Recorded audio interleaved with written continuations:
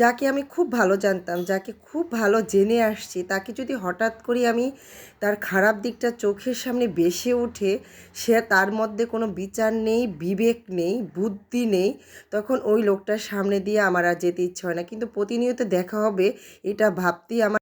আসসালামু আলাইকুম, সবাই কেমন আছেন? আশা করি সবাই খুব ভালো আছেন। আলহামদুলিল্লাহ আমিও ভালো আছি।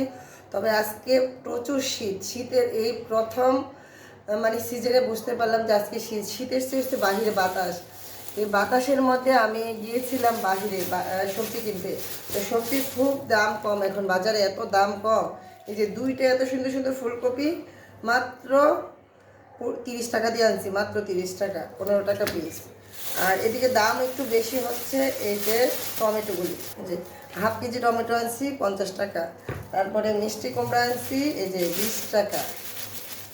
মানে এত 70 টাকা, একদম আমাদের এলাকার সিম, এত সুন্দর, এত এত সুন্দর সিম, মানে সিমগুলি দেখলেই ভালো লাগে। তারপরে এই যে পেঁয়াজের কলি 15 টাকা, একদম দাম কম, 50 টাকা কেজি, দুইটা আনছি। তারপরে হচ্ছে এই যে কচি কচি লাউ শাক মাত্র 20 টাকা। রসুনও দাম কম, একদম 80 টাকা কেজি, বড় বড় রসুন, একদম বেশি বড় বড় রসুন। তো একটা লাউ, এটা সকালবেলা গিয়ে উঠিয়ে নিয়ে আসলাম।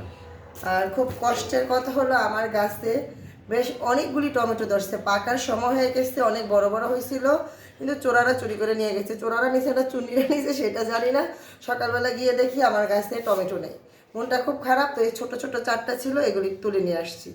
মানে চোরা চুনি যাই হোক চুরি করে আমার এগুলি নিয়ে গেছে, তো আমার মনটা খারাপ দেখে শীতের অপেক্ষা করতে করতে এরকম শীত পড়েছে যে আজ আর কম্বলের নিচে থেকে উঠতে ইচ্ছে হয় না, মনে যে সারাক্ষণ কম্বল গায়ে দিয়ে শুয়ে থাকি, এমন একটা অবস্থা। কিন্তু চাইলেই তো সব কিছু করা যায় না। যেহেতু আমি একজন গৃহিণী, আমার বাচ্চা, সংসার, সন্তান সব কিছু আমাকেই দেখতে হয়। তো সেহেতু আমাকে কম্বলের নিচে মুড়ো দিয়ে ঘুমিয়ে থাকলে আর হবে না। তো সকালবেলা উঠে চলে গেলাম বাজারে, এই তো কিছু ফ্রেশ ফ্রেশ শাকসবজি কিনে নিয়ে আসলাম। আর এই লাউটা হচ্ছে আমার গাছের লাউ, এটাও তুলে নিয়ে আসলাম। তো সব কিছু সবজি কেটে গুছিয়ে নিলাম। তো গুছানো দেখে হয়তো আপনারা বুঝতে পেরেছেন যে আজকে আমি কি রান্না করব। শীতের সিজনে যেটা সবচেয়ে পছন্দের খাবার, মিক্সড সবজি, যে অনেকগুলি সবজি একসাথে রান্না করলে এটাকে আমরা হয়তো আমাদের দেশীয় ভাষায় বলি নিরামিষ। এটা খেতে কিন্তু অনেক বেশি মজা হয়। তো আমি কীভাবে রান্না করতেছি সেই রেসিপিটা আপনাদের সাথে শেয়ার করলাম।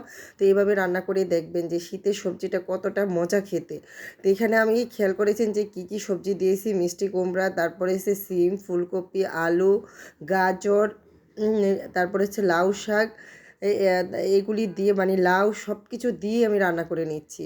তো যে একা হাতে সংসার গুছায়, সংসার সামলায়, সে বুঝতে পারে যে সংসার সামলানোটা কতটা কষ্টদায়ক। এবং এই শীতের সিজনে আমি শীতকে অনেক বেশি পছন্দ করি, গরমকে একদমই পছন্দ করি না। কিন্তু আজকে যখন বাইরে থেকে আসছি মনে হচ্ছে যে না, সত্যি সত্যি আমার জন্য শীতটা কষ্টকর। তারপরও সব কিছু গুছিয়ে কাজ করার পর আলহামদুলিল্লাহ ভালো আছি। তো ওই যে ভিডিও শুরুতে বললাম না, মানুষের খারাপ দিকটা যখন চোখের সামনে বেশি ওঠে, ওই মানুষটার সামনে দিয়ে আমার যেতে ইচ্ছে করে না, ওই মানুষটার দিকে তাকাতেও ইচ্ছে করে না, কথা বলবো তো দূরের কথা। তো আসলে যে মানুষের ভিতরে বিচার নেই, যে মানুষের মধ্যে বিবেক নেই, যে মানুষের মধ্যে বুদ্ধি নেই, তারা আসলে মানুষের কাতারে পড়ে কিনা সেটাও আমার ভাবতে অবাক লাগে। কারণ সেটা কি মানুষ? আসলে মানুষের ভিতরে তো বিচার থাকার কথা, বুদ্ধি থাকার কথা, বিবেক থাকার কথা, কিন্তু কোনোটাই তার মধ্যে নেই। তো আমি তার সামনে যেতে চাই না। এটা যেই হোক, যার সাথে আমার এমনটা হয় তার সামনে আমার যেতে ইচ্ছে হয় না। যাই হোক, কথা বলতে বলতে কিন্তু এখানে আমি রান্নাটা কমপ্লিট করে ফেললাম। এখানে মাছ একদমই ভুনা করছি, এটা হচ্ছে গইনা মাছ। এই টমেটো, কাঁচা টমেটো দিয়ে ভুনা করে নিলাম, তারপরে কলমি শাক রান্না করে নিলাম, আর সবজি। আল্লাহ হাফেজ।